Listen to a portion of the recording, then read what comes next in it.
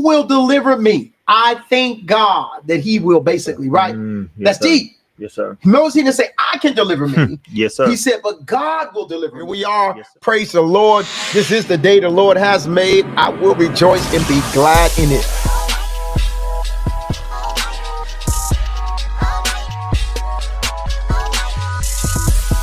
They say what you praying for. Praise the Lord, everybody. This is Everyday Preachers answering everyday questions. Right back at you. I was thinking, Minister Baylor, as you were even closing it out, that I love the part you're talking about, even how God cleansed the heart. We forget that man does have a responsibility, even in salvation, that we deal with the outward, so to speak.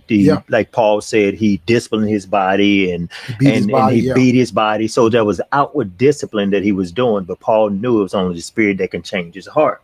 And so God does the inward cleansing, but we do the outward, so to speak, with our devotion. That's good. And so, as you were saying, outward is like reading my Bible, studying, fellowshipping, fasting. That's all outward stuff. Yes, sir. That all kind of prepares the ground for you to receive God. Amen. And I think there's that when we've come to fully accept that only God can deliver us. Yes, sir. It's like what Paul said. He says, "Oh, wretched, pitiful man that I am, who will deliver me? I thank God that he will," basically, right? That's deep. Yes, sir. Notice he didn't say, I can deliver me. Yes, sir. He said, but God will deliver me. Yes, sir. Right. And so once we come to listen, this is not saying, oh, just sin and enjoy it. No, then something's wrong with you. Yes, sir. We continue to fight sin, be repentful for sin. But let me tell you something I realized a long time ago, many years ago. You can't stop sin. Yeah, it's real. It's God. It's going to be God. Man can't do nothing with sin. God is going to have to shut you down. Yes, sir. It's God. God, you keep crying out to God and keep crying out to God and keep crying out to God and keep crying out to God and keep crying out to God and keep crying out to God and crying out and keep trying not to sin. Fight it. And when God is ready, by divine order, he'll cleanse you. I don't know why he does one day and doesn't the next day. That's his business because he's sovereign and he can do what he want to do. Yes, sir.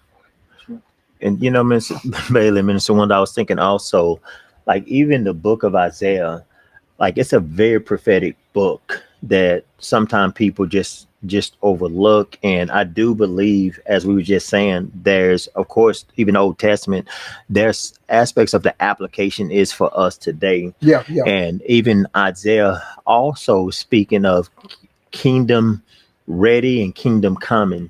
And what I'm meaning by that, the kingdom ready is there was coming a time where Jesus was coming to prepare the kingdom ready when Jesus came. In Isaiah, even if you read all 66 chapters of Isaiah, and especially when you get to the latter part, he really started hammering down on like millennium kingdom, what's going to happen even when Jesus comes on the scene.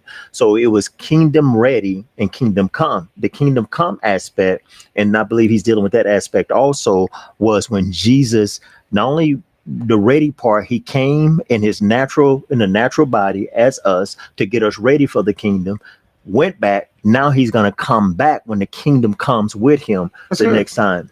And so that aspect also that Isaiah was dealing with, and people try to take it and they get confused over some of the prophetic things that he's also dealing with. And I think even those scriptures that was that you read, that Colton had, was also not only dealing with us in our times, it's dealing with another time also, how you could speak. There's also how those writers would speak of a time coming when Jesus came, and then a time that's going to come way later on. Yeah. And then they didn't even didn't know exactly when it was going to be. They say what you